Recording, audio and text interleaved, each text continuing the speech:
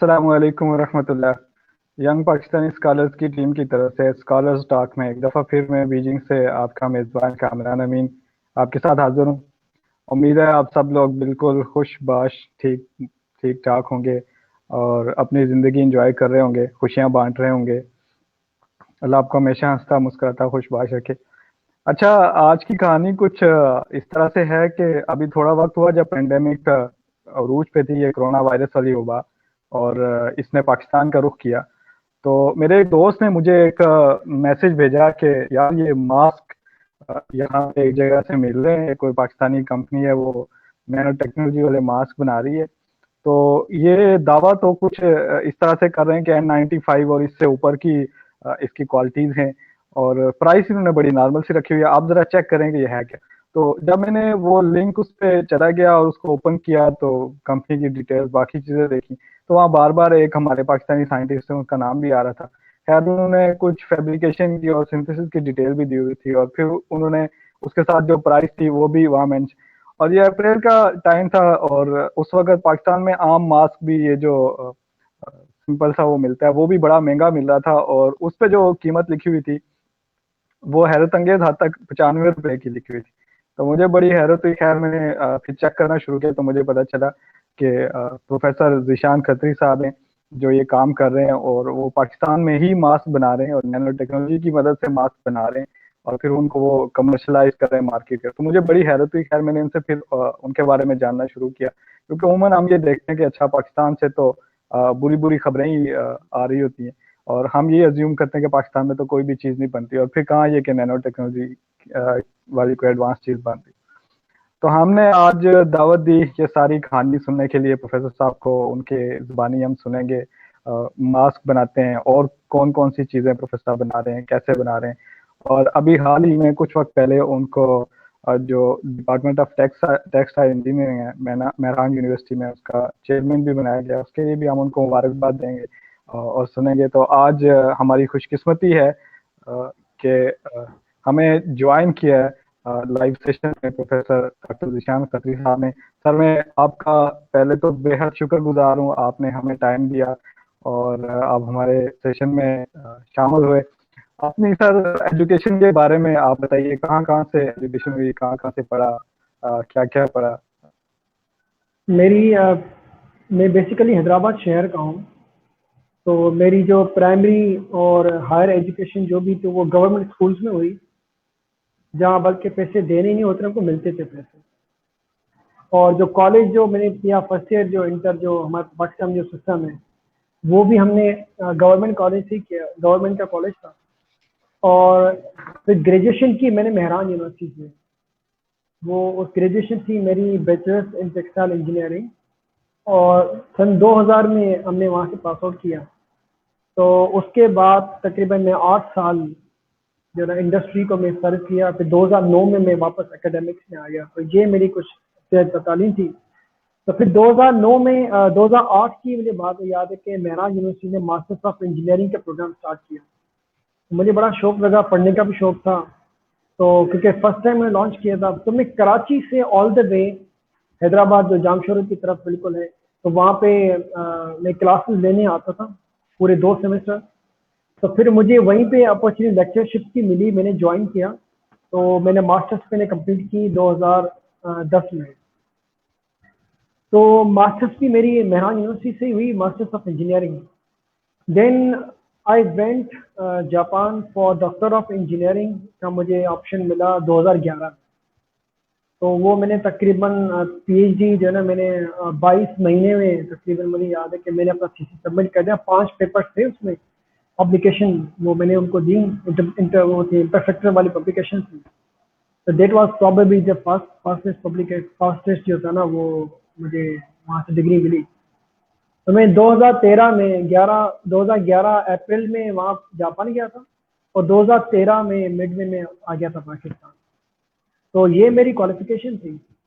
और उसके बाद अभी 2 साल पहले मैं दोबारा उसी यूनिवर्सिटी में पोस्ट डॉक के लिए भी गया था, तकरीबन 6-7 महीने वहाँ पे दोबारा लगा। तो सर ये छोटी सी दास्तान है पढ़ाई के हवाले से, जो एजुकेशन की जो आपने बात की। जी सर आपने जिक्र किया आपने पेपर का, एक तो पीएचडी वो भी 2.5 साल में, इतना मुख्तसर 2.5 साल का, वो उससे भी कम वक्त में इतना मुख्तसर वक्त आपने गुजारा तो। और जी जी। साथ में आपने 5 इम्पैक्ट फैक्टर वाले पेपर का भी जिक्र किया। ये जो पीएचडी करने वाले हम जैसे लोग होते हैं, ये तो पहाड़ समझते हैं कि यार पेपर एक बहुत बड़ी चीज है। कैसे कर लिया आपने ये सब? असल में ऑनेस्टली मैं बताऊं कि जब मैं वहाँ पे पहुंचा था जापान, तो वहाँ पे जो ना नैनो फाइबर्स की वहाँ पे ज़्यादा बूम था, बहुत ज़्यादा लोग काम कर रहे थे वहाँ पे, चाइनीज थे, जापानीज थे, कोरियंस थे। तो मुझे तो बिल्कुल नहीं, क्योंकि मैंने 8 साल मैंने जो इंडस्ट्री का जो मेरा एक्सपीरियंस था वो तो था, हम जो आम जो कपड़े पहनते उसकी कलरेशन, डाइंग, प्रिंटिंग, उसका एक्सपीरियंस था।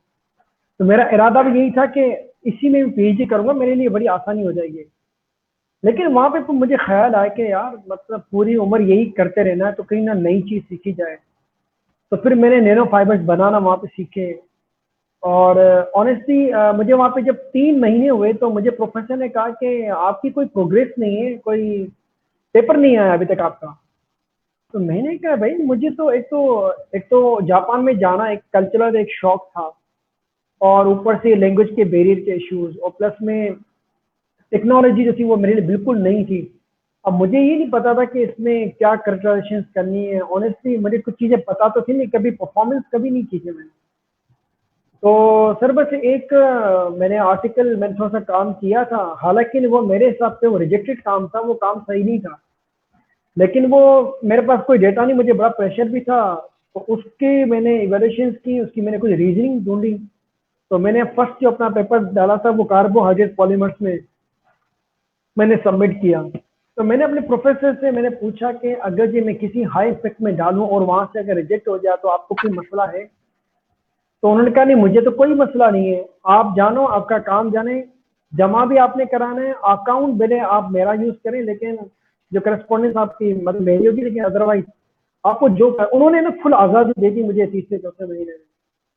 तो मैं समझता हूँ कि ये बहुत एक इंपॉर्टेंट टर्निंग पॉइंट था मेरे लिए, कि बार बार मुझे उनको मैन्युस्क्रिप्ट दिखाने की जरूरत नहीं थी, और ना उसका कोई डेटा से कोई वास्ता था। उन्होंने कहा भाई मुझे पेपर चाहिए, अब तुम कुछ भी करो। तो बस जी फिर वो एक मैंने पेपर राइटअप किया, कुछ लोगों से कॉपी भी किए, मैं टेक्स्ट को देखा उसको किस तरह से उन लोगों ने लिखा हुआ है। तो मेरा जो फर्स्ट मैंने एक अटेम्प्ट है, लेकिन मेरे मास्टर्स ऑफ इंजीनियरिंग में मैंने एक पेपर मैंने लिख चुका था, मुझे वो एक्सपीरियंस था। तो मास्टर्स ऑफ इंजीनियरिंग में मैंने अल्ट्रासोनिक सोनो केमिस्ट्री में एक था, वो भी 3+ इम्पैक्ट का था, तो वो मुझे एक्सपीरियंस था उसका ना। तो वो कुछ वहाँ पे काम आया। तो I was not really expecting कि वो पेपर एक्सेप्ट होगा। तो आई थिंक भी तकरीबन महीने 1.5 महीने के बाद उनका कुछ रिवीजन आया, मैंने जमा कराई, जो एक्सेप्ट हो गया। तो उसके बाद जी वो मुझे वहाँ तो बड़ी इज्जत मिलने लग गई। उन्होंने कहा कि यार तुमने तो बड़ा कमाल कर दिया। तो ऑनेस्टली मुझे नहीं पता था कि कोई मैंने कमाल किया है। तो बस इस तरह से जना वो अप्रिसिएशन मिली और काम होते चले गए और कर लिया।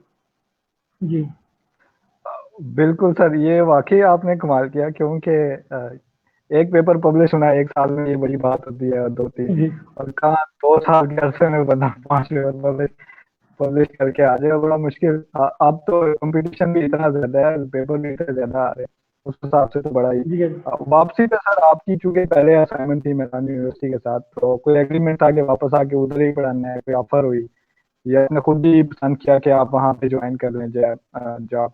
आपको पता है कि मशहूर तो यही है कि जो जापान जाता है वो वापस नहीं आता है। तो अपनी वो मतलब आपको पता है।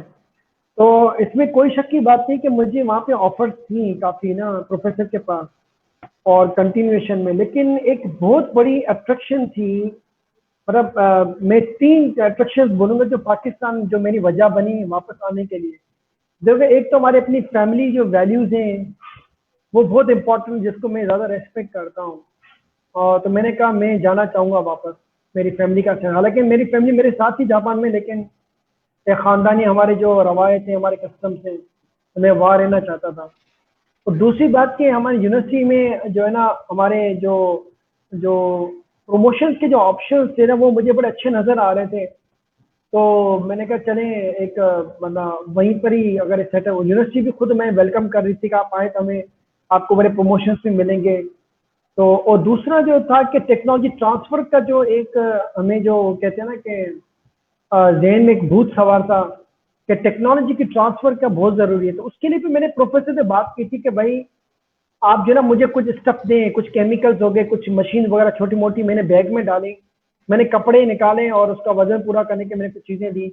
तो एक दो इक्विपमेंट बड़े थे तो पाकिस्तानी कम्युनिटी वहाँ पे बिजनेस काफी, उनसे मैंने रिक्वेस्ट की तो उन्होंने दुबई पाकिस्तान पहुंचवाई, फ्री ऑफ कॉस्ट पहुंचवाई।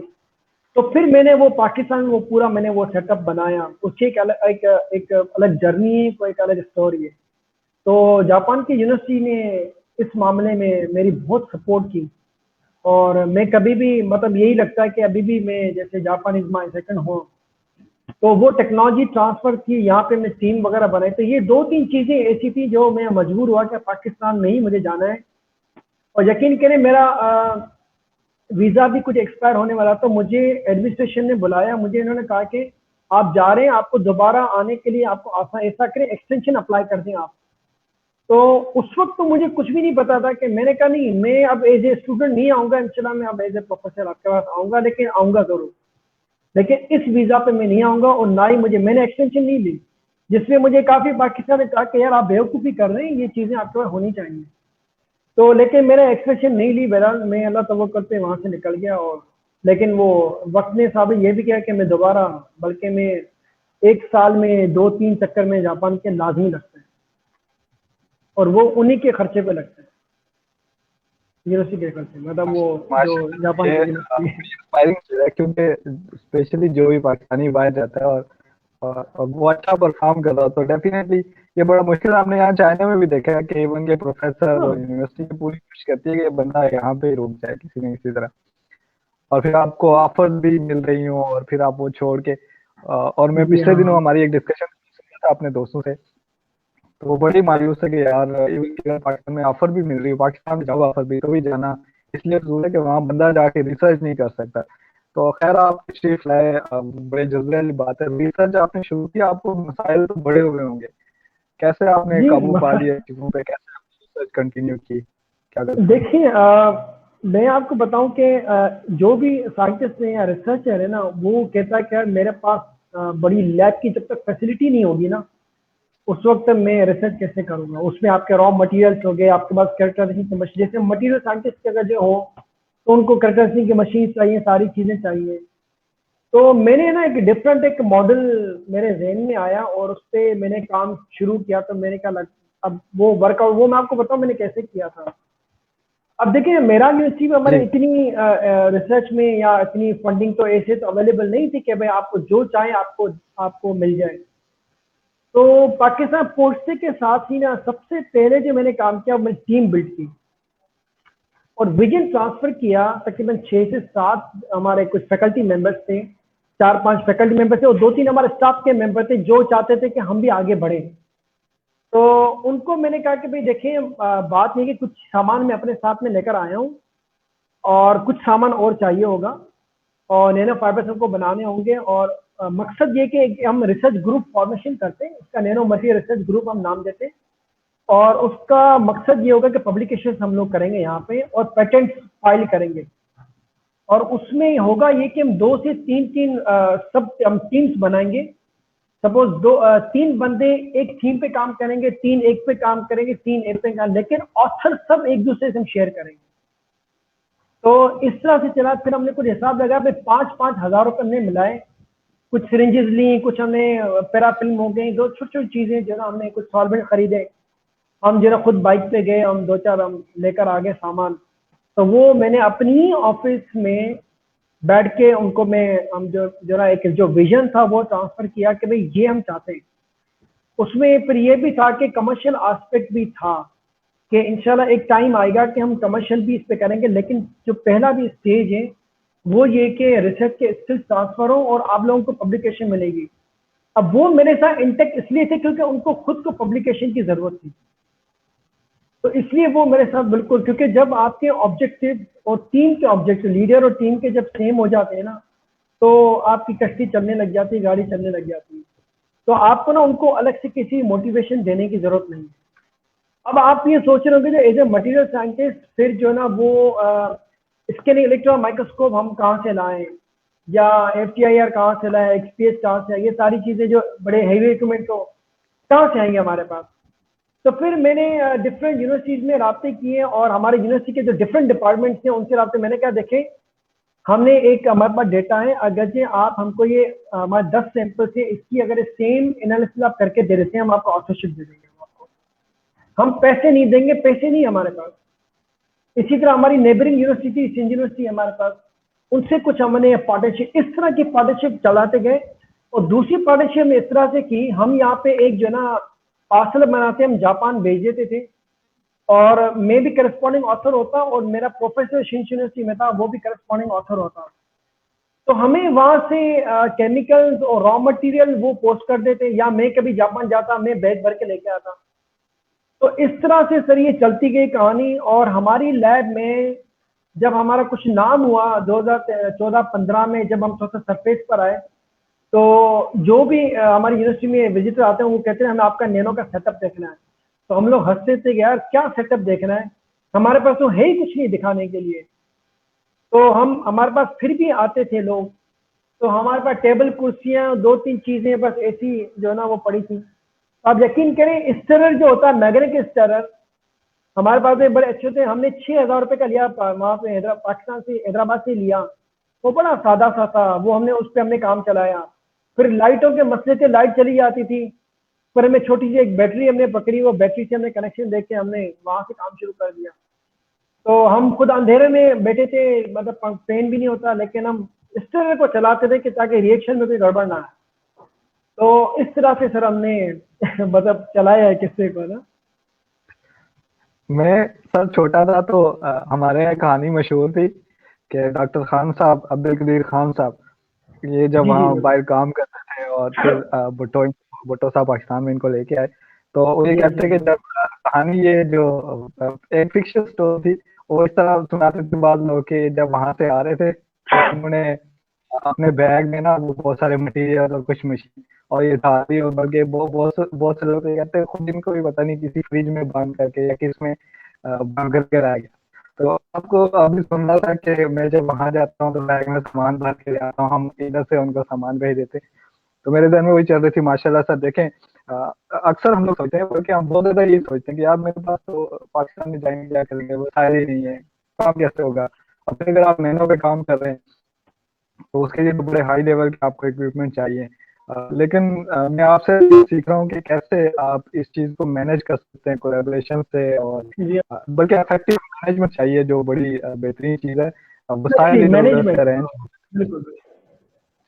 और आपको ना रिएक्ट करना तो होता है चीजों पे ना। आपने किसी बंदे से अब एक बंदा एक्सपेरिमेंटेशन में अच्छा है, एक बंदा लिटरेचर में अच्छा है, तो मतलब हमने ना वो हमारे पास ऐसे भी स्टूडेंट जिनको बेचारा कुछ पता ही नहीं था, तो फिर हमने दूसरे जो हमारे ऑलरेडी जो पास आउट स्टूडेंट उनसे हमने काम लिया, उनको भी ऑथरशिप देके हमने हमने जो आगे चलाया। और मैंने अपने आप को हमेशा आखिर में रखा अपनी ऑथरशिप में। मैंने ये नहीं कहा नहीं भाई ये तो मैं चला रहा हूँ, मेरा तो भाई पहले हक बनता है। हमने हमने कहा भाई मेरा नाम सबसे एंड में आएगा, मुझे नहीं चाहिए पब्लिकेशन, अगर चाहिए भी तो मेरा नंबर वैसे बढ़ जाना कोई मसला नहीं। तो दैट्स हाउ वी। इसमें भी बड़ी छोटी छोटी पेचीदगियां बहुत है, लेकिन मैंने आपको बड़ा एक नटशेल में एक मॉडल बताया है कि इस तरह से हमने जो स्टार्ट ऐसे लिया था।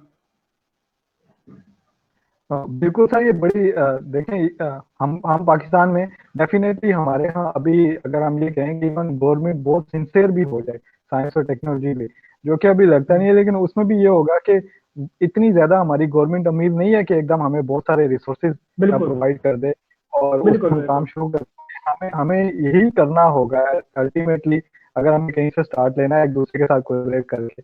तो मुझे एक और चीज याद आ गई, हामिद सलीम साहब एनसीपी के डीजी थे शायद, ये 2014 में या 2015 में हम उनको सुन रहे थे एक जगह पे, वो इनवाइट हुए। तो वो कहते हैं कि हमारे यहाँ ये साइंटिस्ट नहीं है, ये जागीरदार हैं, जागीरदार। वो ये लफ्ज यूज कर रहे थे, और इन्होंने छोटी छोटी जागीरें बनाई हैं जो इनकी लेबोरेटरी हैं, ये किसी को घुसने नहीं देते। यानी ये जो हकीकत है। कोलैबोरेशन वाली वो जो एटीट्यूड है ना, हमारे पाकिस्तानी लोगों में नजर नहीं आता।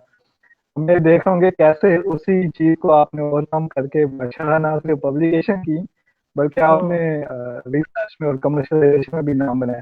तो उसकी तरफ हम आएंगे, ये ख्याल कैसे आएगा, रिसर्च तो होती रहती है और उम्र हम पाकिस्तानी यही करते हैं कि अच्छा चलो यार पेपर पब्लिश हो गया, डिग्री ले लो, ग्रेजुएट हो जाओ, बस ठीक है, हो गई रिसर्च। ये क्या हाँ। ख्याल आया कि यार में लेके जाए? आपकी आवाज से कट रही, आखिर में कट गई, आखिर वाला जुमला रिपीट कीजिएगा। जी, मैं आखिर में ये कह रहा था कि हमारे यहाँ लैब में तो रिसर्च होती रहती है और जनरली यही होता है कि यार पेपर पब्लिश करें और डिग्री लें, ग्रेजुएट हो जाएं, रिसर्च कर लें, पेपर पब्लिश करें, प्रमोशन हो जाए। ये कमर्शियलाइजेशन का ख्याल कि कोई मार्केट में चीजें बना के बेचें रिसर्च करके, ये कैसे आया और इस पे कैसे आपने प्रोसीड सर किया? सर देखें, मैं जापान में था ना, तो बड़े वहाँ पे जो भी प्रोफेसर कोई मिलता था ना, वो ये कहते थे कि यार ये जो फलानी आपने ब्रांड देखा होगा, उसमें जो ये टेक्नोलॉजी है ना, ये मेरी है। फिर एक प्रोफेसर कहता है कि यार वो जो टोयोटा में आपने वो देखा, वो वाला ऑप्शन के ये सर्किट ये जो ना हमने बनाया था। अब वो इससे हम कह रहे यार ये हम कब कहेंगे, हमारा प्रोफेसर यूनिवर्सिटी का ये कब कहेगा कि मिसाल की बात है कि हमारे पास यहाँ पे बहुत बड़ी इंडस्ट्री है पाकिस्तान में, ऑटोमोबाइल्स की भी है, हर किस्म की है, और या हम ये बोलें कि भाई फला चीज या ये ब्रिज है, इसमें जो केबल लगी हुई है ये जनाब मेरी डिजाइन की हुई है, या यहाँ फला चीज ये मेरी डिजाइन की, ये हम कब बोलते हैं? हम बोल ही नहीं पाते।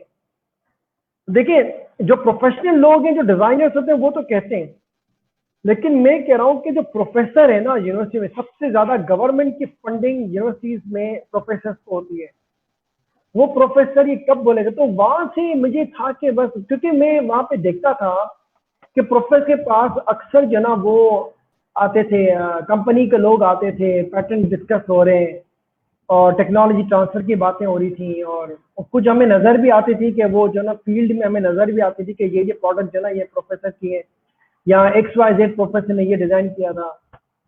तो सर वहां से फिर ये ख्याल आया कि यार पब्लिकेशन तो ठीक है अपनी जगह, और मतलब मिल ही रही है, लेकिन जब तक के इसकी कमर्शलाइजेशन नहीं होगी, या लोगों में ये रिसर्च है लोगों की लाइफ में पेनिट्रेट नहीं करेगी, किसी प्रोडक्ट या सर्विस की फॉर्म नहीं लेगी, उस वक्त तक मुझे नहीं लगता कि हमने कोई कंट्रीब्यूशन की या अचीवमेंट की है।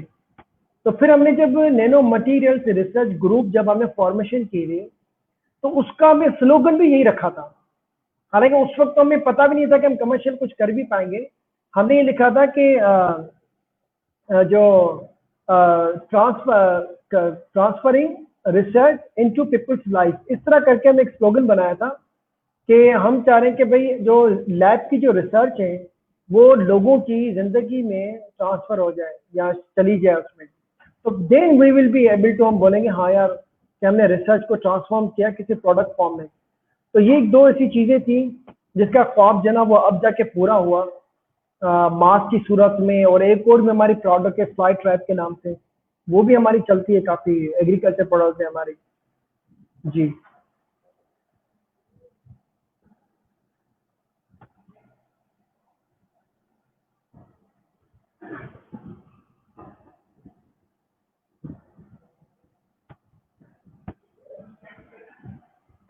जी कामरान।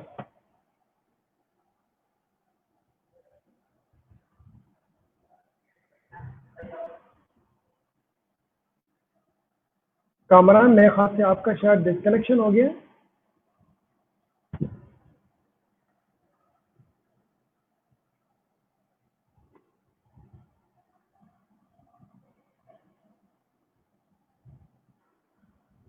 अच्छा, आई डोंट नो कि कामरान जो है ना जो होस्ट कर रहे हैं, I don't know, I can not hear him.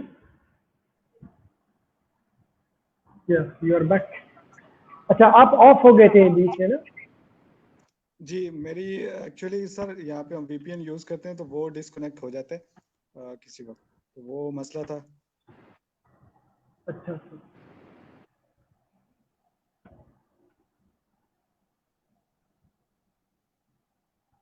तो आई डोंट नो आप वो जो आप, वो फिर आपने आप मुझे सुनी सुन जो मैंने।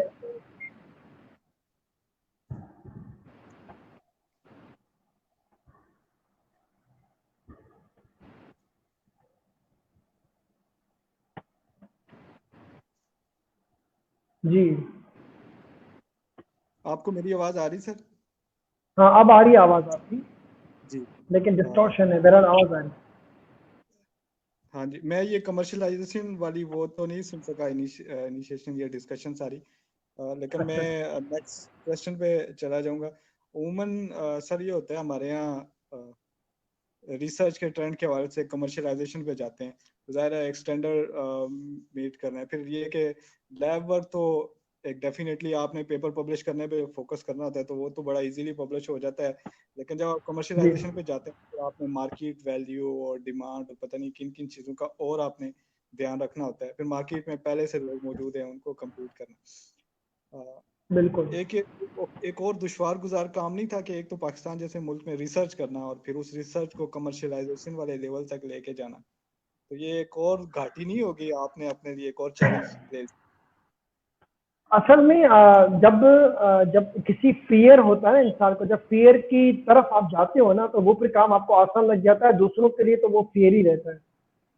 तो ऑनेस्टली बताऊं कि मेरी इतनी बड़ी टीम है ना, एक हमने ना लेडर बनाई हुई है कि पीएचडी के स्टूडेंट, पीएचडी के जो मास्टर्स, मास्टर्स के साथ फिर अंडर ग्रेड, हमने जो ना जिस तरह रुपया डी वैल्यू होता है ना, इस तरह हमने भी यहाँ पे पाकिस्तान में रिसर्च को भी थोड़ा सा डी वैल्यूशन किए, काम के लिहाज से डी वैल्यूशन किया उसकी। फॉर एग्जाम्पल, जो काम मैं पीएचडी में करके आया जिस लेवल का, हमने कहा कि अब वो पीएचडी में नहीं होगा, ये मास्टर्स वालों को हमने करवाया, कोशिश की हमने, जो फिर कुछ 1-2 साल हमने उसमें चलाए। फिर जो मास्टर्स की लेवल के जो काम थे, हमने अंडर ग्रेड के प्रोजेक्ट डिजाइन उस लेवल के हमने किए। तो अब हमने क्या किया है कि तकरीबन लास्ट 3-4 ईयर से हमने जो अंडर ग्रेड के हमारे फर्स्ट ईयर, सेकंड ईयर के, जो थर्ड ईयर के स्टूडेंट्स होते हैं, उनको हम पहले से ही लैब में नैनो मटेरियल रिसर्च ग्रुप में हम लगा देते हैं, तो वो उनके साथ ट्रेंड हो रहे होते हैं। ठीक है, तो बाय द टाइम वो जब अपना फाइनल थीसिस कर रहे थे, उनका बड़ा अच्छा ज़हन बन चुका है, वो बड़े ट्रेंड हो चुके होते हैं, उनको पता होता है क्या करना है। तो रिसर्च वाला जो ये जो था ना, तो उसमें से हमें थोड़ी सी बेफिक्री हो गई कि पेपर भी पब्लिकेशन हो जाएगी, एक्सपेरिमेंट भी हो रहे हैं, एक हमें एक कारवां एक चल रहा है। ये जो आपने की जो कमर्शियल वाली बात है, ये नो डाउट कि एक मतलब बहुत बड़ा एक चैलेंज था हमारे लिए कि प्रोडक्ट को फॉर्म में लेकर आना, ये बहुत बड़ा चैलेंज था हमारे लिए, जो उसके लिए, और अभी हम उस चैलेंजेस को फेस कर रहे हैं। देखिए, कस्टमर जो है ना, वो टेक्नोलॉजी पे फोकस नहीं करता, वो कहता है कि भाई अगर एक वाटर फिल्टर आप कर रहे हैं, वो उसको चाहिए पानी, साफ पानी चाहिए, फिल्टर वाटर चाहिए। अगर आपने पानी में ग्राफीन डाला है या नैनो फाइबर्स डाला है, उसका उससे कोई वास्ता नहीं है। ठीक है, तो उसमें डेफिनेटली प्रोडक्ट की जो एस्थेटिक लुक है, उसकी डिजाइनिंग है, और मार्केट की जो उसका जो गैप होता है, उसमें जाके आपने टाइम के साथ उसको मार्केट करना है। तो डेफिनेटली एक अलग से चैलेंजेस हैं जिसको हमने लर्न किया, और अभी तक उसमें हम सीख भी रहे हैं और कुछ मिस्टेक्स भी कर रहे हैं। उसकी कॉस्टिंग हो गई, उसकी अकाउंटिंग हो गई, तो ये सब पाथ के साथ हम सीख रहे हैं। मतलब एक अलग एक पूरा एक जर्नी है, टोटली अ डिफरेंट जर्नी। दो चीज़ों का आपने जिक्र किया, मैं देख रहा हूँ उसपे कमेंट भी आ रहे हैं, और वो थोड़ा सा हमारे मिजाज से हटके भी हैं। एक जो चीज़ आपने कहा, देखिए हमारे यहाँ होता है कि वो यहाँ चाइना में मैंने देखा, प्रोफेसर यूजुअली कोरस्पॉन्डिंग आथर हो जाता है, फर्स्ट आथर वो स्टूडेंट को दे देते हैं। हमारे यहाँ तो प्रोफेसर साहब ये अज्यूम कर लेते हैं कि पेपर में सारे मालिकाना हक प्रोफेसर साहब के, फर्स्ट आथर भी होंगे, कोरस्पॉन्डिंग आथर भी होंगे, बीच में उन्होंने दूसरी चीज़ है कि ये जो कोलैबोरेशन वाला, चूंकि मैं ये देख रहा हूँ ये मॉडल बड़ा ही इफेक्टिव है पाकिस्तान जैसे ममालिक के लिए। अगर हमें आगे बढ़ना है तो हमें अल्टीमेटली इसको प्रॉब्लम सॉल्व करना, लेकिन हमारी नेचर नहीं होती, हम एक दूसरे की टांगें थोड़ी ज्यादा खींचते हैं, कोलैबोरेट काम करते हैं। आपने डिफिकल्टीज तो काफी सारी फेस की, कैसे ओवरकम किया इन चीजों में? आपकी आवाज जो है काफी डिस्टॉर्शन हो रही है, तो मैं जो समझा हूँ आपके, आप ये कह रहे हैं कि जो कोलैबोरेशन को आपने कैसे, ये बात कर रहे थे आप, ये करस्पॉन्डिंग ऑथर की जो बात आप कर रहे थे। हाँ, मैं ये पूछ रहा था कि हमारे यहाँ ना कोलैबोरेशन जरा कम होती है, एक दूसरे की हम टांगे जरा ज्यादा खींचते हैं, आपस में ताउन हम बड़ा कम करते हैं।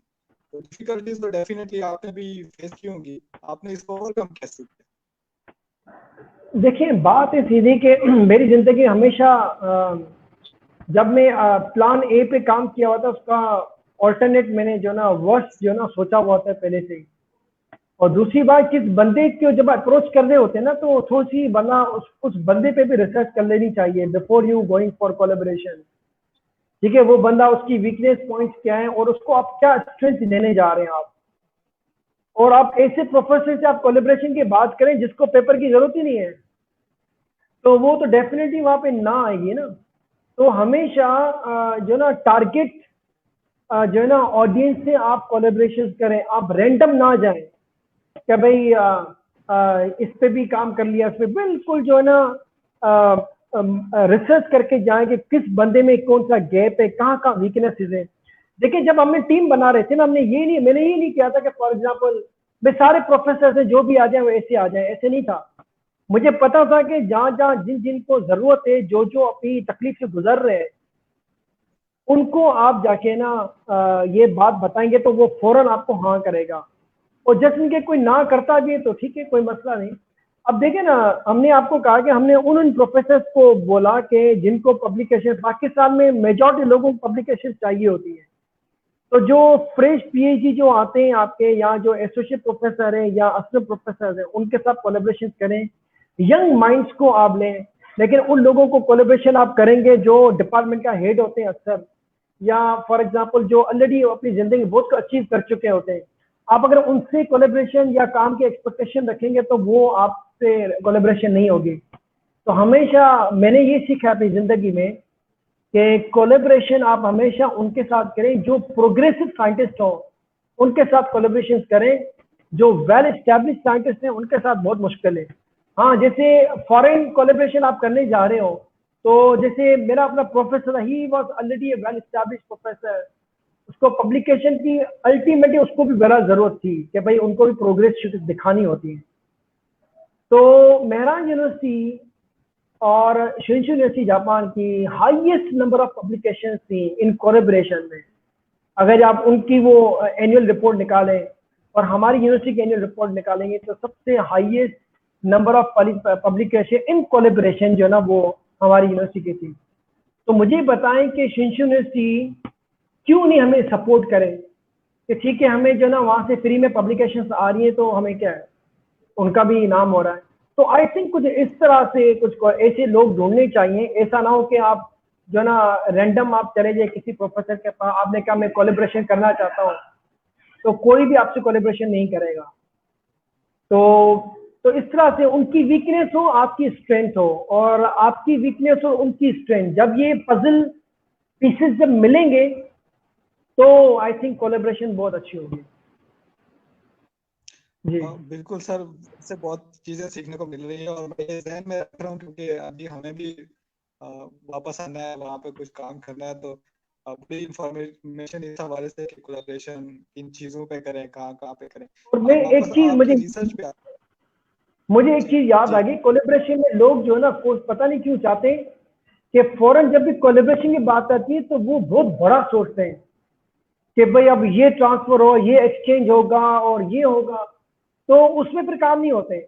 आप छोटी सी कोलैबोरेशन करें कि यार हम आपको सैंपल भेज रहे हैं, आप इसके टेस्ट कर सकते हैं, या हम आपसे ना ये चीज हमें समझ, आप इस तरह से शुरू करेंगे तो वहां से चीजें बढ़ेंगी। दरख्त हमेशा बीज से बनता है, ये जरा ध्यान में रहे। बीज होगा बहुत तो छोटा प्लांट होगा, आस्ते आस्ते। बहुत खूबसूरत, ये वाकई बहुत मजे की बात है। हम भी इसका थोड़ा शायद उनके हम लोग ना बड़ी बड़ी चीजों पे एकदम लंबी लंबी छलांगे लगाने का सोचते हैं हाँ, और ये लंबी छलांगे नहीं। बात वही होता है कि हम डॉक्यूमेंटेशन में एक साल लगे रहते हैं और वो टाइम सारा उधर जाया होता है, ये साइन करो वो साइन करो, और उसके बाद जब काम की बारी आती है तो पता चलता है प्रोजेक्ट ही खत्म हो गया है, अब नए सिरे से हाँ दोबारा वो हाँ, ये मसला। लंबे लंबे आपकी फिर रिसर्च प्रपोजल आप बना रहे हैं, बिल्कुल, तो वो उसे थोड़ा सा अवॉइड करना चाहिए। जी ऐसे सर, रिसर्च की तरफ आते हैं वापस। आपकी जी, रिसर्च अभी किन चीजों पे चल रही है और कमर्शियलाइज आपने किन किन प्रोडक्ट को कर लिया है? हमारे पास जो ऑनेस्टली बताऊं कि जो पब्लिकेशन की जो दुकान है ना वो अलग है, और जी जो चीजें बेचने वाली जो है ना वो अलग है। अच्छा, ये थोड़ा सा ना ट्रिकी पार्ट है। लोग ये समझते हैं कि जिस पर हम रिसर्च कर रहे हैं ना, तो उन्हीं में से कुछ प्रोडक्ट्स निकाल के शायद हमने बनाए। नहीं, ऐसा नहीं है। और यही वजह है कि जो साइंटिस्ट जो होते हैं, रिसर्चर होता है ना, वो कभी भी कामयाब होते नहीं है अपने बिजनेस में। बहुत कम मिसालें आपको मिलेंगी ऐसी ना, उसकी बहुत बड़ी वजह है। उसमें मैं अक्सर कहता हूँ कि हमारे जो प्रोफेसर हैं या साइंटिस्ट हैं वो अपनी टेक्नोलॉजी से मोहब्बत बहुत करते हैं। वो एक लफ्ज भी ना उसके बारे में गलत सुनना पसंद नहीं करते। मिसाल की बात है, अगर ये मैं नैनो फाइबर्स से मेरा काम है, मैं एक्सपर्टीज ले रहा हूँ, तो फॉर एग्जाम्पल मैंने एक प्रोडक्ट बनानी या कोई काम किया, उस पर कोई नेगेटिव कमेंट आए तो मैं उस बंदे से बात करना ही छोड़ दूंगा कि यार, तो मुझे तो इससे बात ही नहीं करनी, क्योंकि इसके टेक्नोलॉजी का पता ही कुछ नहीं है। और जो प्रोफेसर थे ना साइंस, क्योंकि उसने पूरी जिंदगी अपनी टेक्नोलॉजी को समझने में और लर्न करने में लगाई, तो वो चाह रहा होता है कि लोग भी मेरी टेक्नोलॉजी को समझें।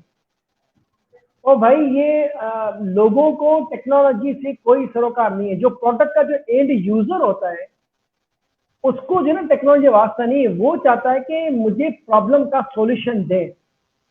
उसमें आप चाहे नैनो टेक्नोलॉजी इस्तेमाल करें या रॉकेट साइंस लगाएं, जो कंज्यूमर है वो उसका टेक्नोलॉजी कोई वास्ता नहीं होता। एक तो ये बात।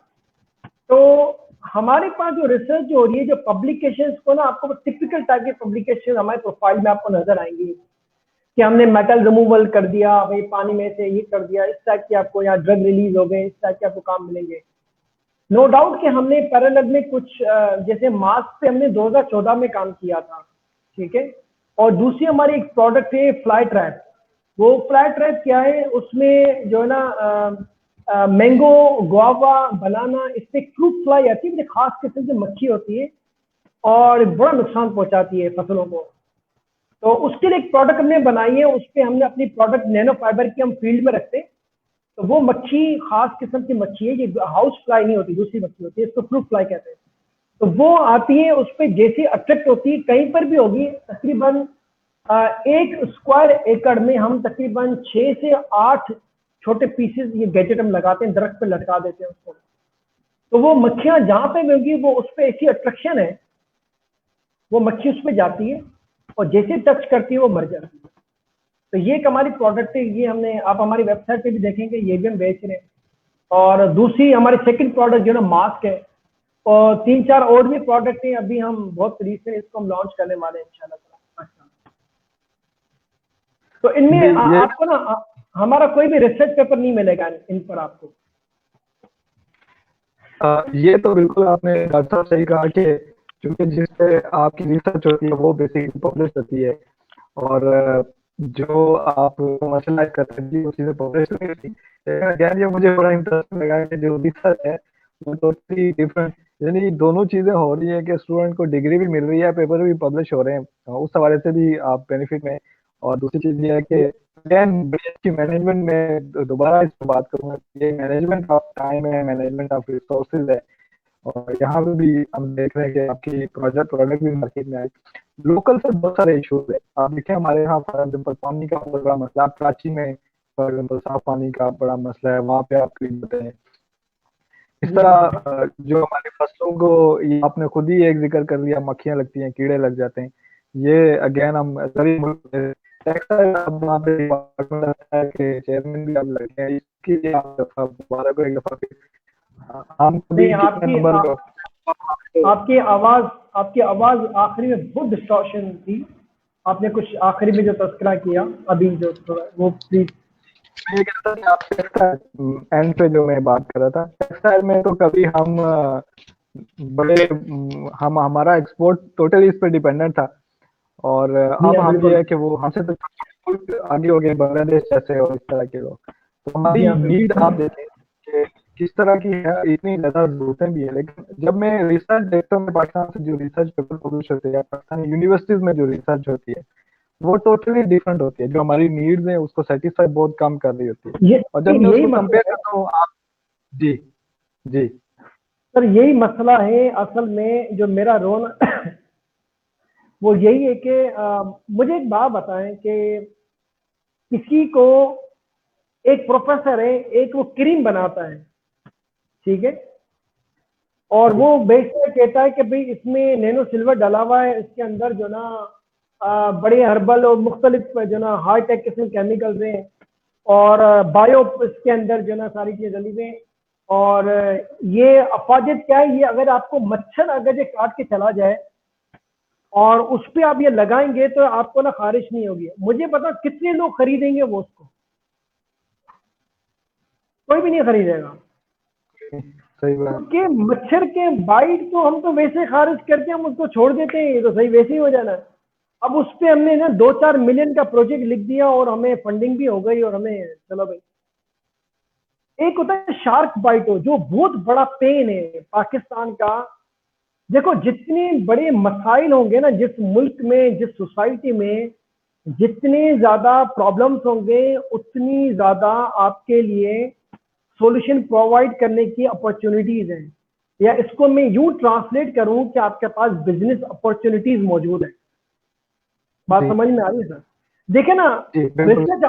रिसर्च आर्टिकल लिखते हैं ना, हम क्या करते हैं, सबसे पहले जो इंट्रोडक्शन लिखते हैं या एब्स्ट्रैक्ट में लिखते हैं, हम प्रॉब्लम स्टेटमेंट लिखते हैं कि जी भाई दिस इज द ऐसा ही। प्रॉब्लम और ये रिसर्च गैप है, हम करने जा रहे हैं, ठीक है। जी और उसमें हम जी लिखते हैं बिल्कुल। कि it is a challenge therefore we attempt to do this blah blah बिला, जो भी हम अपनी टेक्नोलॉजी हम फिट करने की कोशिश करते हैं उसके अंदर। और कंक्लूजन में जब हम जाते हैं, कंक्लूजन में हम ऑलमोस्ट दुनिया को पता कर चुके होते हैं।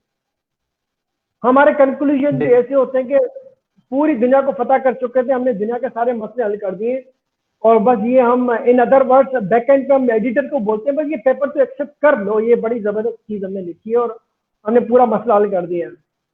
पर हमारी हालत ये है कि फिर हमारे पास पाकिस्तान में इतने माशाल्लाह पीएचडी होल्डर्स हैं जिनकी पब्लिकेशन आउटस्टैंडिंग है। मैं ये नहीं कह रहा कि सारे के सारे प्रोफेसर कमर्शियल एक्टिविटीज में आ जाए, लेकिन मैं जानता हूं काफी ऐसे प्रोफेसर हैं जिनका काम ऐसा है कि वो कमर्शलाइजेशन उनकी हो सकती है, लेकिन उनको ओरिएंटेशन की जरूरत है। प्लस जो लोग या एचईसी या इनको जो फंडिंग आ रही है, उन फंडिंग को रैशनलाइज करना होगा कि ऐसे लोगों को फंडिंग वो ना दें जो सिर्फ रिसर्च आपकी लैब की हद तक रह जाए, ऐसे को फंडिंग ना करें। पाकिस्तान का पैसा है यार, बड़ा कीमती पैसा है। मैं आज भी सुबह को कहीं बैठा था तो मैंने ये बात की, कई प्रोफेसर हम बैठे थे, हमने कहा यार कि हम 100 150 मिलियन की हम बातें करते हैं प्रोजेक्ट की, आप उस प्रोफेसर से कहें कि आप अपना 1 मिलियन आप भी जरा इसके अंदर शामिल तो करें जरा, तो फिर आप जो ना थोड़ा काम करें। वो कभी नहीं करेंगे। हम आराम से जो ना मिलियंस में बातें करते हैं, वो भी पाकिस्तान में बैठ के। तो ये तो फिर जस्टिफिकेशन नहीं है ना। और पाकिस्तान में बहुत कम ऐसे प्रोफेसर आपको मिलेंगे जो कि वाकई में उनकी जो प्रोडक्ट यानी उनकी इंडस्ट्री में कंट्रीब्यूशन है। और यही बात है कि जी इंडस्ट्री वाले जो ना हम प्रोफेसर पे ट्रस्ट नहीं करते, और वो सही भी है अपनी जगह। उसकी रीजन पता है क्या है? जी इंडस्ट्री वाला सॉल्यूशन मांगता है घंटों के हिसाब से या दिनों के हिसाब से, और हम जो ना रिसर्च प्रपोजल में जो ना एक मीटिंग के बाद जब हम मिनट्स बनाते हैं उसमें 1 हफ्ता लगा देते हैं, और प्रोफेसर फिर अप्रूवल लेगा, फिर फंडिंग आएगी, 1 साल उसमें लग जाना है। फिर मशीन की प्रोक्योरमेंट होगी, उसमें आपको 7-8 महीने उसमें लग जाने। फिर प्रोजेक्ट शुरू होगा और कब खत्म होगा, जब तक तो वो उनकी एक्सपोर्ट किधर चली गई। इंडस्ट्री वाला तो इंतजार तो नहीं करेगा इन चीजों का इतना सा। पेस का भी बहुत बड़ा बिल्कुल। मसला है, जो जो स्पीड है ना, जो स्पीड का जी बड़ा मसला है, सबसे बड़ा मसला है। जी एक्सपर्टीज का बिल्कुल। मसला नहीं है, स्पीड का बड़ा मसला है। बिल्कुल सर, मेरा अगला क्वेश्चन भी इसी पे था। जो मुझे था कि हमारे यहाँ हम देखते हैं कि दुनिया में जो स्पेशली इंडस्ट्रियली डेवलप कंट्रीज हैं, आप जापान में रह के आए, कोरिया है, चाइना भी है, या यूएसए या दूसरी कंट्रीज हैं, जर्मनी है, इनको हम जर्मनी भी माशाल्लाह ऐसा है बिल्कुल। जी जर्मनी भी है। तो एकेडमिया और इंडस्ट्री की बड़ी स्ट्रांग लिंकेज है। जैसे आपने खुद भी कहा शुरू में कि वो प्रोफेसर कहते थे वो फलां कंपनी की फलां चीज है, उसमें मेरी रिसर्च है मेरी। और यहाँ पे हम चाइना में देखते हैं कि अच्छा प्रोफेसर साहब वो कहते हैं कि फलां मेरी कंपनी है, मैं फलां कंपनी बना रहा हूँ। हमारे यहाँ पाकिस्तान में ये ट्रेंड नहीं है। आप एक तो ये जनरल सी बात है कि प्रोफेसर जिम्मेदार है, एचईसी जिम्मेदार है, गवर्नमेंट की पॉलिसी नहीं है, इंडस्ट्री वाले नहीं।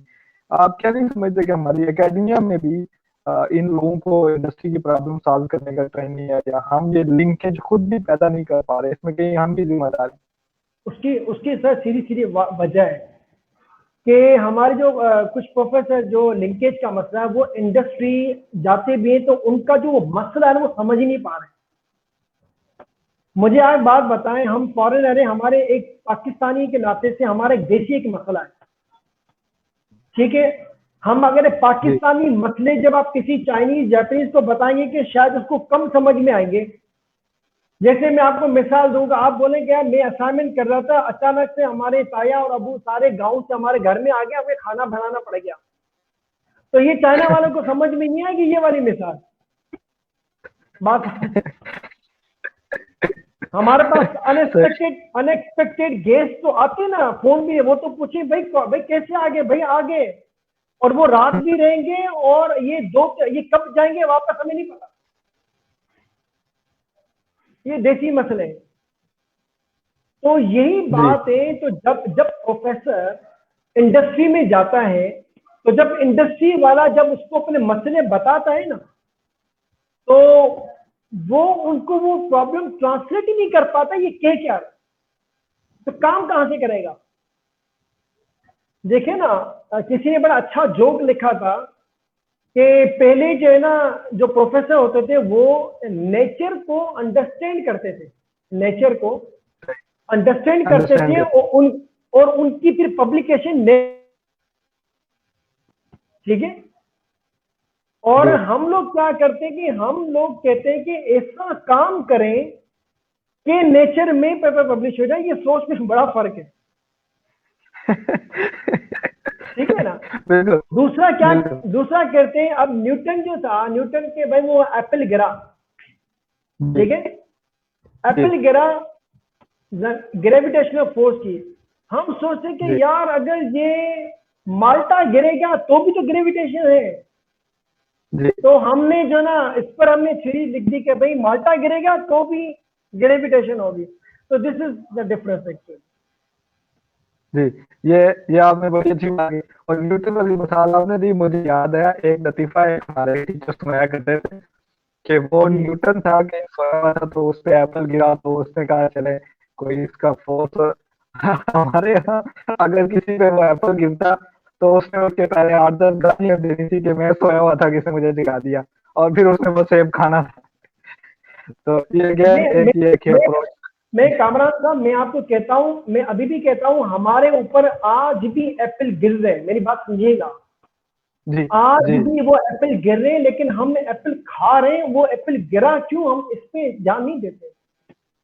जी बिल्कुल बात समझते हैं। बिल्कुल जी एक हमारे बिल्कुल अच्छे आपने जो, बिल्कुल ये तो है ना, ये तो मसला है। और ये इंडस्ट्री की आपने जो आपने बात की ना, वो ट्रांसलेट नहीं कर पा रहे, वो प्रॉब्लम बता रहा है।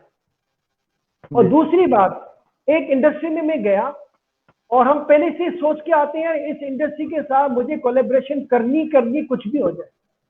जी अब मैं वहां पे गया, अब उन्होंने मुझे अपने प्रॉब्लम्स बताए। अब मुझे वो प्रॉब्लम समझ नहीं आ रहे या उसका सॉल्यूशन मेरे पास नहीं है। तो मैं डेयर जी करूं कि सर ये मेरे बस की बात नहीं है, सॉरी, मैं या तो आपको किसी के साथ कनेक्ट कर देता हूं या ये मेरे से नहीं होगा, जी आप किसी और जगह चले जाए। ये भी जी तो नहीं कहते ना हम, ना तो कहना ही नहीं आता हमको। ये तो सवाल नहीं पैदा होता, ये तो सवाल नहीं पैदा होता पाकिस्तानी ये बात है कि मुझे कोई काम नहीं हाँ। आता, मैं नहीं कर सकता। आज मैं वॉरेन बफेट का एक मैं कोट पढ़ रहा था, उसने बड़ी जबरदस्त बात लिखी थी कि एक होता है सक्सेसफुल पर्सन, दूसरा होता वेरी सक्सेसफुल पर्सन। जी सक्सेसफुल पर्सन जो ना वो हर चीज को हाँ कर देता है। जो वेरी सक्सेसफुल पर्सन होता है वो हर बात पे ना ही कर रहा होता है, क्योंकि वो इतना सही फोकस्ड होता है कि उसको जी पता है यही करना है। अब मैंने 8 साल इंडस्ट्री टेक्सटाइल में, क्या मेरे पास बड़ी अपॉर्चुनिटी थी कि वो टेक्सटाइल से रिलेटेड मैं रिसर्च करूं, या लोग मुझे कहते कंसल्टेंसी आप दें। मैंने कहा हमने वो कश्तियां जला दी, बस अब हम नैनो फाइबर की दुनिया में। हमें लोग ये भी कहते हैं कि भाई नैनो फाइबर जो आप लोग बनाते हो ना, इसका तो डायमीटर भी 150-200 नैनोमीटर होता है, तो ये तो नैनो तो है ही नहीं। मैंने कहा भाई मुझे सही नहीं पता ये नैनो है या नहीं, लेकिन इसका नाम नैनो फाइबर। और सही बस हमने कहा हम अपने आप को क्लेम करते भी नहीं हो तो लोग कहते हैं। फिर कुछ लोगों ने कहा यार आप जो ना नैनो सिल्वर ये आप सिंथेसिस करते हैं ग्राफिक। मैंने कहा हमें आता ही नहीं तो सिंथेसिस कहाँ से करेंगे आप। तो हमारी लैब का आप देखिए फोकस बहुत बहुत नैरो फोकस है हमारा। अदरवाइज नैनो जी टेक्नोलॉजी तो बहुत बड़ी है ना, उसके अंदर जी बहुत ऐसे सारी ही चीजें आ जाती हैं।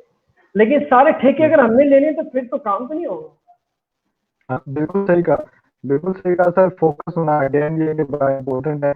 ये हम स्टूडेंट के लिए भी, जो मेरे स्टूडेंट फेलो मुझे इस वक्त सुन रहे हैं, रिसर्च में मैं देखता हूँ कि हमारे जो यंग रिसर्चर आते हैं वो कभी इधर हाथ मारे होते हैं, कभी उधर, बस जल्दी जल्दी एक पेपर निकल जाए, ऐसे निकल जाए, वैसे निकल जाए।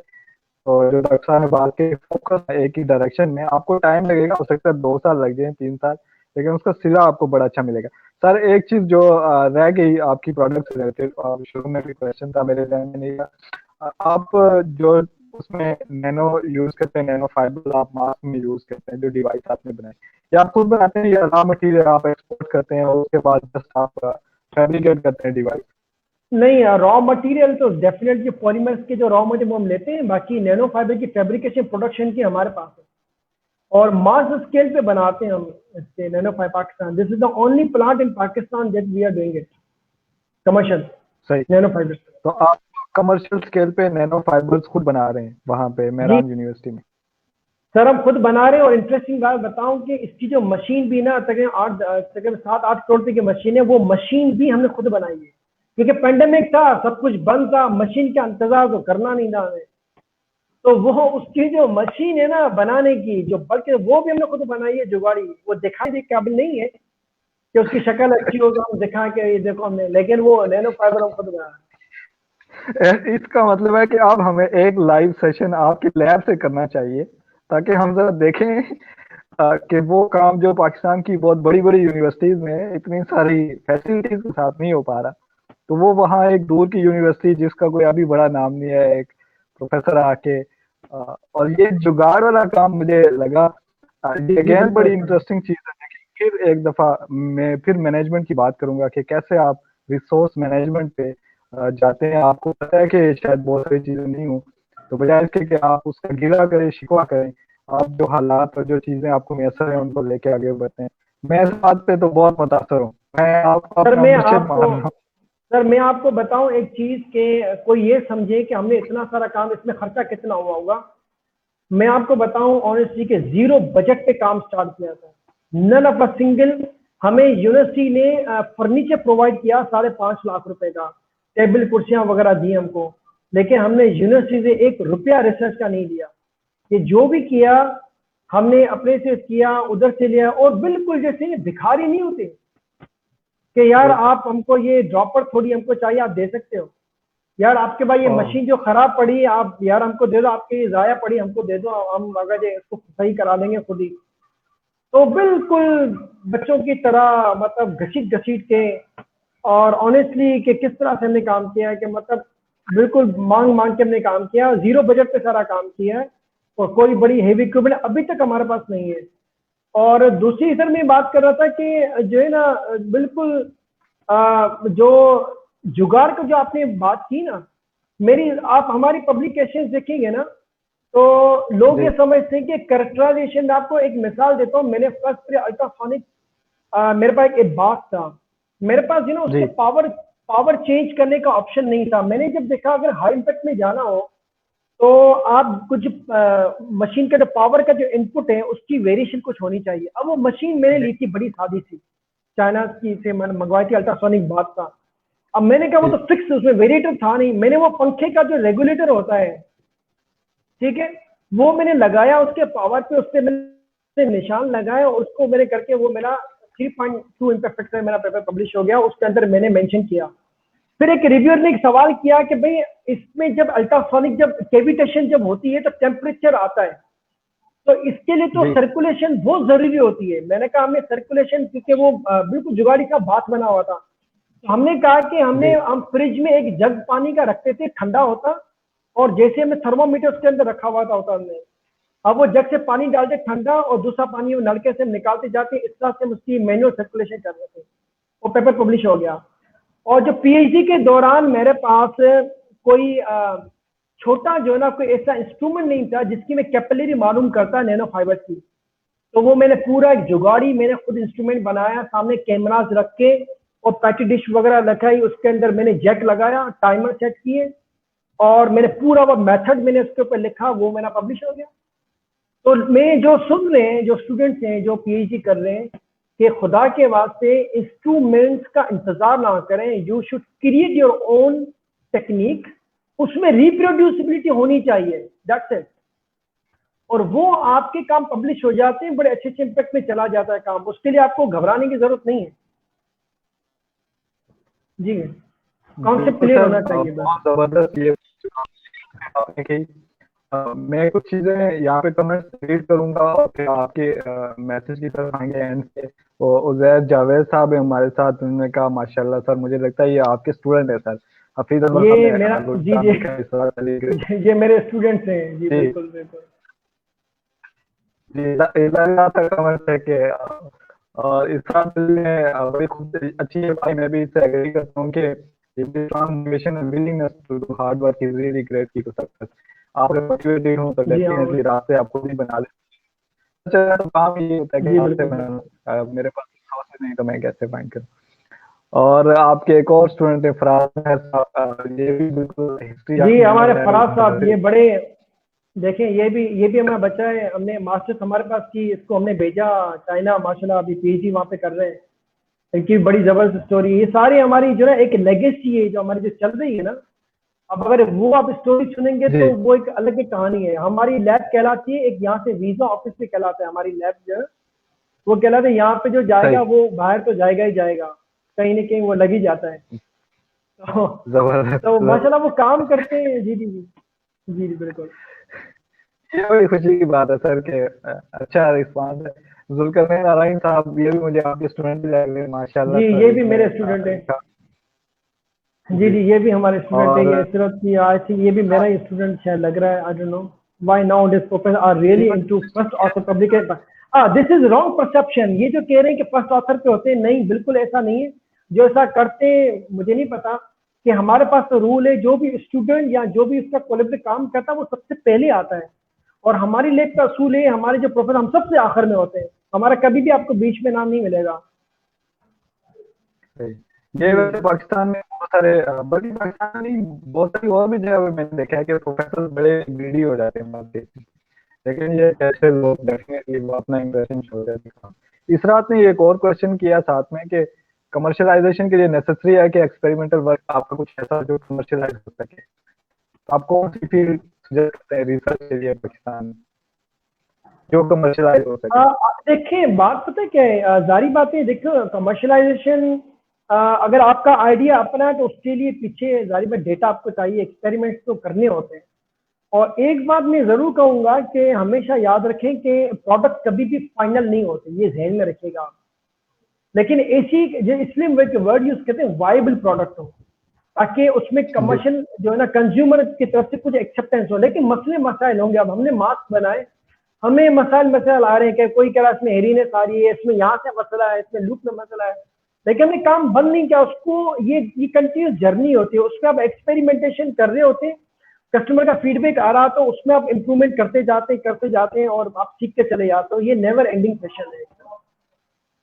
ये नहीं होगा कि जी आप बोलो कि अब बिल्कुल फाइनल हो जाए, परफेक्ट हो जाए, फिर जाएंगे, परफेक्ट कभी भी नहीं हो सकता, नेवर। जी बिल्कुल। ये रूसा फिल्म में बड़ा लंबा कमेंट दिखा, लेकिन बेसिकली इन्होंने आपकी तारीफ ही की है। और मैं वाकई इस बात से मैं खुद भी बहुत मुतासर हूँ, जैसे आपने चीजें मैनेज की और फिर प्रेपरेशन की तरफ आते हैं और उससे अपना सिर्फ ये कह रिसर्च एंड फिर में बात है कि there is that need to promote interdisciplinary research, then you will get more chances of commercialisation as well. ये बहुत बड़ा मसला है वैसे पाकिस्तान में, मैं देखता हूँ कि हम लकीर के फकीर के तौर पे एक्ट करते हैं। वो इंटरडिसिप्लिनरी रिसर्च की जो बात है वो अभी भी हम एक्सेप्ट नहीं कर रहे कि आप तो यूनिवर्सिटी उससे भी ज्यादा आगे निकले, क्या कहेंगे आप? जी जी, असल में बात ये है ना कि आप अपने नए नए मॉडल्स पे काम करेंगे ना, नए तरीकों के साथ। ये जो वर्ड है ना इनोवेशन का, जो वर्ड है इनोवेशन में, सिर्फ रिसर्च में इनोवेशन नहीं होती, आप जो काम जी करने का जो तरीकेकार है उसमें भी इनोवेशन लेकर आए, कोलेब्रेशन करने की इनोवेशन। ठीक है, उसके बाद आपने राइटअप करवाना है। अब ये मैं लेके बैठ जी जाऊं कि नहीं भी पेपर तो मैं ही लिखूंगा, तो हमने क्या किया, पेपर के लिए भी हमने बंदे रखे हुए अलग। हमने पोस्ट डॉक अपने पास अपॉइंट करवाए। हमारे पास हमारी यूनिवर्सिटी में एक बड़ा बहुत जबरदस्त हमारे पास ऑप्शन है। मैं आपको बताऊं, मेहरान यूनिवर्सिटी में जो भी पब्लिकेशन हमारी होती है उसमें हमें रेम्यूनरेशन मिलता है, हमें उसके ऑनोरेरियम मिलता है इम्पैक्ट फैक्टर सही के हिसाब से। Legend impact one impact factor है तो उसमें 30,000 मिलते हैं। फिर अगर ये 1+ है 50 है, अगर 2+ है तो 70,000 मिलते हैं। वो फिर डिवाइड होते हैं अक्रॉस द ऑथर। तो हमारे साथ जो स्टूडेंट वगैरह जो काम कर रहे थे उनको पैसे नहीं दे रहे होते, लेकिन उनको ये जो पैसे मिल रहे होते हैं ना, एक तो पब्लिकेशन आ रही है और दूसरा उनको ये एक ऑनरेरियम मिल रहा होता है, तो आपको क्या चाहिए? I mean this is amazing. और क्या चाहिए? जबरदस्त। ये वाकई मतलब ये तो वाकई बहुत जबरदस्त चीज सुनने को मिल रही है कि पाकिस्तान में भी लोग इस तरह से काम करें, और ये बहुत जबरदस्त एग्जांपल है।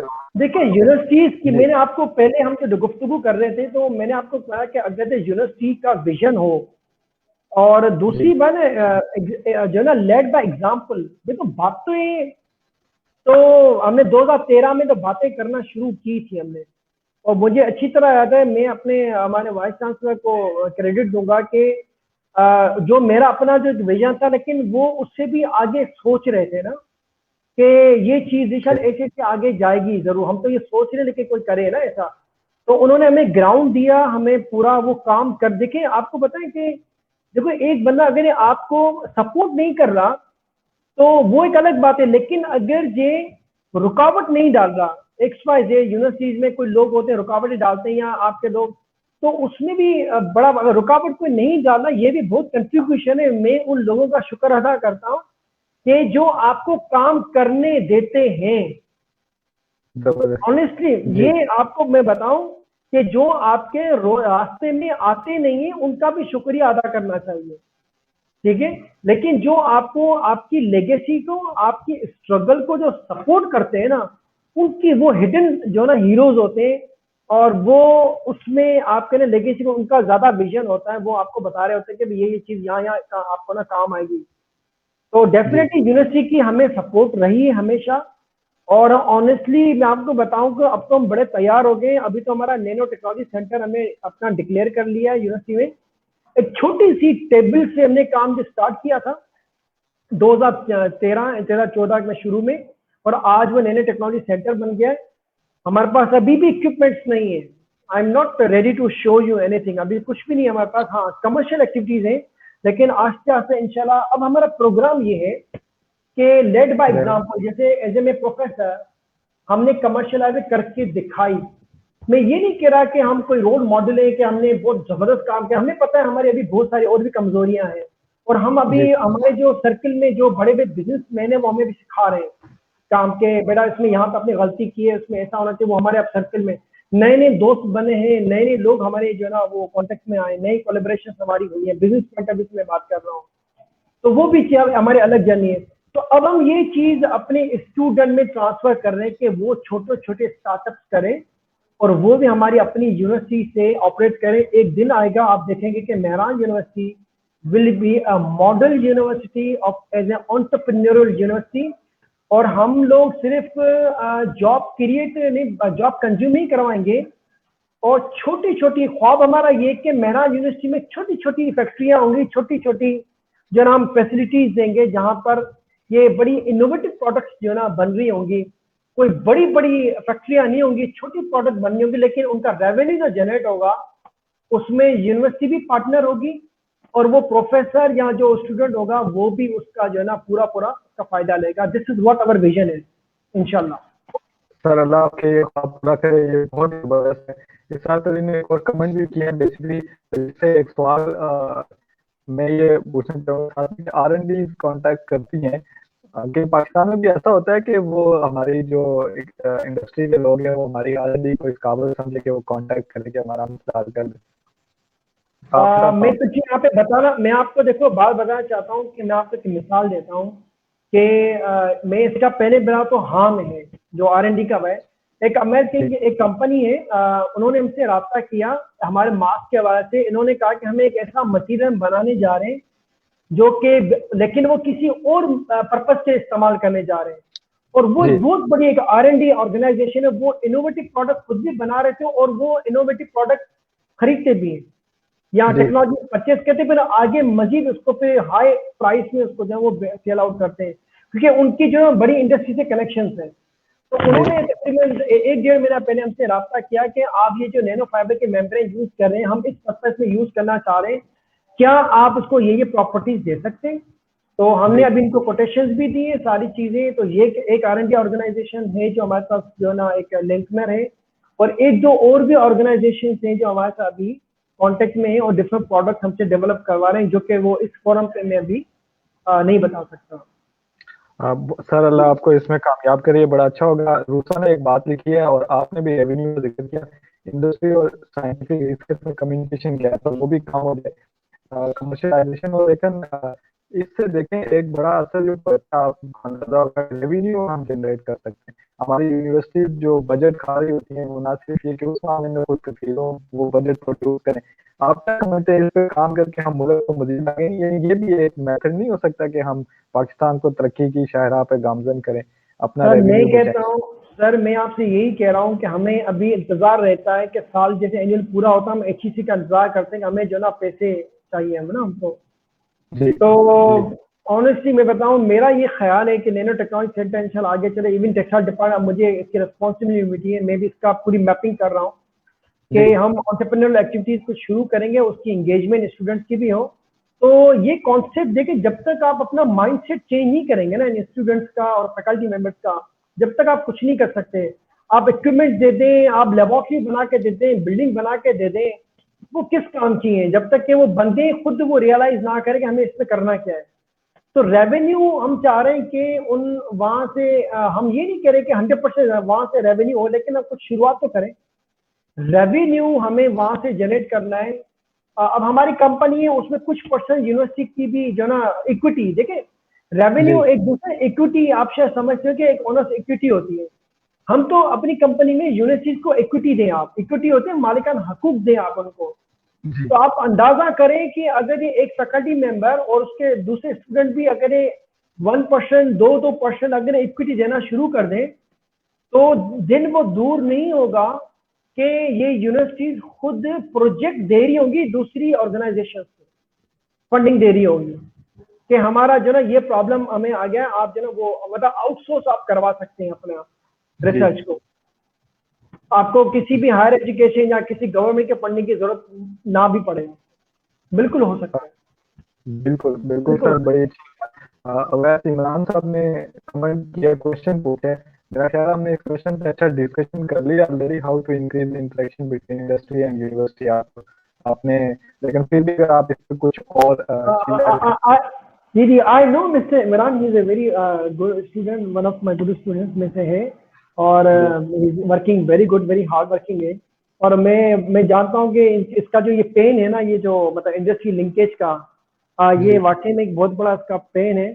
और ये मैं पहले वाले सेशन गुफ्तगू में हम बात कर चुके हैं ना कि जब तक जो जी प्रोफेसर है वो वेल इक्विप्ड नहीं हो, उसकी लैंग्वेज को, जो इंडस्ट्री के जो प्रॉब्लम्स हैं उसकी लैंग्वेज को पहले उसको समझना होगा, देन ही और she will be able to resolve the problem. Otherwise अच्छा, एक इंडस्ट्री में भी मसला है, इंडस्ट्री वालों को भी ना अपनी धक्यानुसी से बाहर आना होगा कि वो अपने पुराने जो टेक्निक जो है ना, वो मसले मसाइल, उनको वहां से जी निकलना होगा।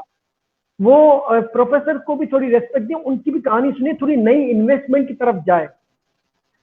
मैं आपको कामरान साहब, मैं आपको एक चीज बताऊं कि 2015 से मैं और मेरा कलीग है डॉक्टर फारूक अहमद, मैं जी अकेला नहीं हूँ, मेरी बहुत बड़ी टीम है और मेरे बड़े अच्छे पार्टनर हैं, क्योंकि पता है जब पार्टनर के बगैर तो आप काम कर भी नहीं सकते ना। तो जी बिल्कुल। डॉक्टर फारूक अहमद जो मेरे साथ हैं, वो भी मेहरान से मेरे साथ ही प्रोफेसर हैं। हमारी पूरी जो पेन है, हमारी जर्नी पूरी एक साथ चलती रही है, साथ साथ है। वो बड़े जी हिडन हीरो हैं, देखिए उसके ये जो भी चीजें हो रही है ना, वो कहते हैं ना कि ऑन स्क्रीन तो सामने मैं हूँ, लेकिन बैक एंड पे वो है हमारे प्रोफेसर, वो मेरे जी साथ होते हैं हमेशा। तो वो जो मैं बात कर रहा था, एक्चुअली जब तक आपके साथ जो ना इंडस्ट्री कोलेब्रेशन की बात हो रही थी कि इन्वेस्टमेंट के लिए भी, आपको इनोवेशन के लिए ना, हमने 2014 से हम अपने जूते घिस रहे हैं, इंडस्ट्री में जा जाके लोगों को बता रहे थे, और इसी मास्क की हमने पिच की थी, लोगों को बताया था।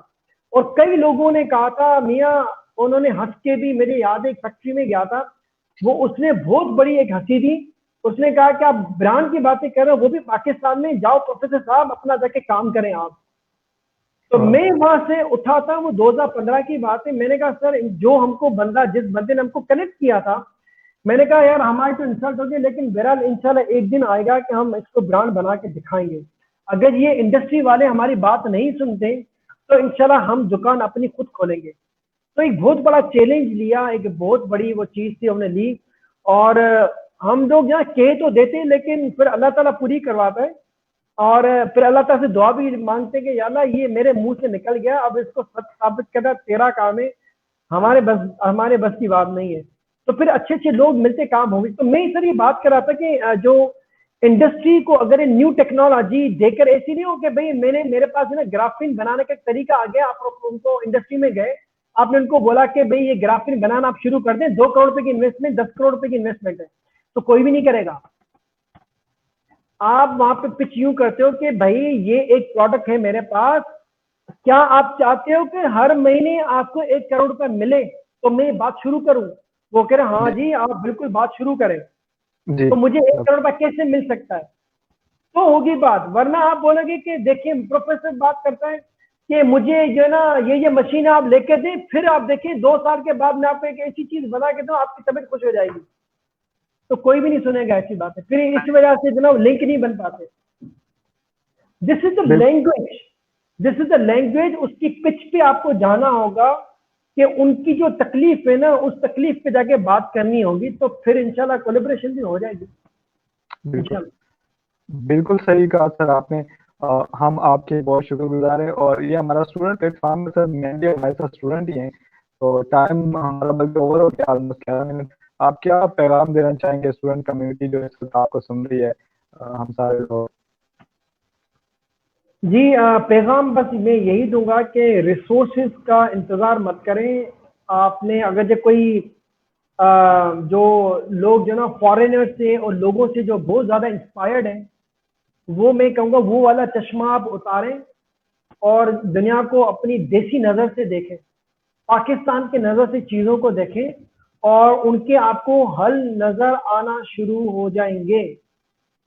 ये मैं कहूँगा। दूसरी बात, मेरी लाइफ में भी तब्दीली उस वक्त आई कि मैंने दूसरों की सीवी देखना छोड़ दी। मैं जापान में जब पहुंचा तो मैंने कुछ यूरोप की यूनिवर्सिटी, कुछ अमेरिकन, मैं उनकी प्रोफाइल देखता था कि ये लोग किस एरिया में काम करें, मैं भी वैसा करूं, तो मैं कभी कर ही नहीं पाया। फिर मैंने सोचा मुझे आता क्या है। मैंने कहा भाई मुझे तो ये याद है हथौड़ा मारना मुझे आता है, मुझे थोड़ा इसको का ये आता है, तो लेट्स सी यहीं से स्टार्ट लेते हैं। और फिर इनोवेशन आस्ते आस्ते उसी फील्ड में आएगी। बाकी दूसरों को कॉपी ना करें, लेकिन उसकी अच्छी चीजों को आप स्टडी करें, बेशक उसमें से लर्न करें, लेकिन जो अपना जो देसीज्म है ना, जो जुगाड़, जो इनोवेशन, जो जुगाड़ है ना, जो उसको अपने हाथ से ना जाने दें। और रिसोर्सेज हमारे अराउंड बहुत ज्यादा है, और जो हमारे पास जो कोलेब्रेशन से जो आप लोग जो काम ले सकते हैं, और अपनी चीजों को छुपाएं नहीं, खुदा के वास्ते छुपाएं मत, अपनी चीजों को बताएं। आपने ऐसी क्या चीज बना दी है जो सामने वालों को बताएंगे तो उसको पता चल जाएगा भाई क्या मसला है। आप कुछ चीजें बताएंगे तो कोलेब्रेशन होगी, वरना कोलेब्रेशन नहीं होगी। This is what my I mean advice is. Sir यकीन करें ये बहुत सारे कमेंट आ रहे हैं, जो कि मैंने डिस्प्ले नहीं भी किए, पढ़े भी नहीं, ज्यादा ये लिखा हुआ है कि मुझे खुद, मैं भी ये कहूँगा, अग्री करूंगा कि आपसे बात करके बहुत मोटिवेशन मिली मुझे एक बार फिर। और ये हमारे जो बहुत सारे लोग सुनने वाले हैं वो भी यही फील कर रहे हैं। बहुत अच्छा लगा, आपने हमें टाइम दिया, और मुझे लगता है कि एक दफा फिर आपसे टाइम लेंगे दोबारा नेक्स्ट मंथ किसी वक्त के, आए और रिसर्च पे और ये जो रिसोर्स मैनेजमेंट पे और टाइम मैनेजमेंट पे हम आपको सुने। मुझे यही लग रहा है कि ये बहुत की फैक्टर है, जो बेसिकली आपकी सक्सेस में भी रहा और हम स्टूडेंट की सक्सेस में भी अहम रोल प्ले करते हैं। तो मैं आपका बहुत शुक्रगुजार हूँ, और मेरे साथ यंग पाकिस्तान की सारी टीम, बहुत सारे लोग आपके बहुत शुक्रगुजार हैं, और हमारे जितने दोस्त हमारे साथ रहे, सुनते रहे, बैकग्राउंड में कुछ लोग एफर्ट करते रहे, आप सबका भी बेहद शुक्रिया, आपने ये मुमकिन बनाया। अल्लाह आप सबका हामी और नसर हो। एंड पे मैं फिर सर की तरह यही बात कहना चाहूंगा कि बिल्कुल ये बहाना ना बनाए कि रिसोर्सेज कम है या हमारे पास कुछ है नहीं, हमें कुछ मिल नहीं रहा। जहाँ पे जो भी चीज आपको मैसर है, जो टाइम, जो रिसोर्सेज है, बस उनसे लेके बिस्मिल्लाह पढ़ के शुरू करें। और बड़ी खूबसूरत बात सुनने की कि एक मुंह से लफ्ज निकल जाता है, फिर हम अल्लाह से दुआ करते हैं, फिर अल्लाह से दुआ करें कि मेरे पास तो ये चीजें हैं, मैं लेके हाजिर होके उन्हें अपनी तरफ से एफर्ट कर रहा हूँ, इन एफर्ट में बरकत डालना अल्लाह आपका काम है। तो उम्मीद है कि हम एक दिन, ये जो हमारे एक दिन मायूसी और अंधेरा था और हमें लगता है कि पाकिस्तान कुछ नहीं है, हम बस लोगों से कॉपी पेस्ट कर रहे हैं, बाहर से चीजें खरीद रहे हैं, हम इस ट्रेंड को जल्द ही तब्दील कर रहे हैं, कामयाब हो जाएंगे जब हम अपने इंशाल्लाह अपने इंशाल्लाह करेंगे। तो मुझे अपनी दुआ में याद रखिएगा। इसी के साथ में आप सबसे इंशाल्लाह। Thank you. बहुत आपने शुक्रिया सर। सेशन अरेंज किया, बहुत बहुत शुक्रिया। आप लोग सब खुश रहें, मेरी दुआएं आप लोगों के साथ। और किसी को बहुत कोई भी मसला हो, मेरे कॉन्टेक्ट वहाँ पर हैं और मेरी काफ़ी बहुत बड़ी टीम है। अगर मैं राब्ता नहीं कर सका तो मेरी टीम के साथ मैं कनेक्ट कर दूंगा इंशाल्लाह। तो प्लीज़ आप राब्ते में रहें आप लोग, ठीक है? इंशाल्लाह। Thank you so much. वो सर थैंक यू। की कंपनी है, प्रोफेसर साहब की कंपनी ऑलरेडी है, उसकी वेबसाइट का लिंक, अगरचे हमने लिंक ऑलरेडी जो डिस्क्रिप्शन फेसबुक पे उस पे भी दिए थे, लेकिन मैं इंशाल्लाह वीडियो के कमेंट सेक्शन में भी वो पोस्ट कर दूंगा, आप उसको भी जी विजिट कर सकते हो। ये देख सकते हैं कि जी जी एक छोटी सी यूनिवर्सिटी में कितना बड़ा काम हो रहा है। और जी जी जी। जरूरत है सर को, और स्पेशली जो मास्क है उनकी क्वालिटी के हवाले से मैं खुद आपसे ये कहूँगा कि वो सस्ते भी है, और जो उनकी क्वालिटी है वो बिल्कुल N95 से इस वक्त ऊपर की है, और उसके मुकाबले में आपको कीमत में बड़ा फर्क मिलेगा। तो जी जरूर बिल्कुल। भी है तो तावन भी करें। बहुत शुक्रिया सर आपका एक दफा फिर। Thank you. Thank you. अल्लाह हाफ़िज़। अल्लाह हाफ़िज़।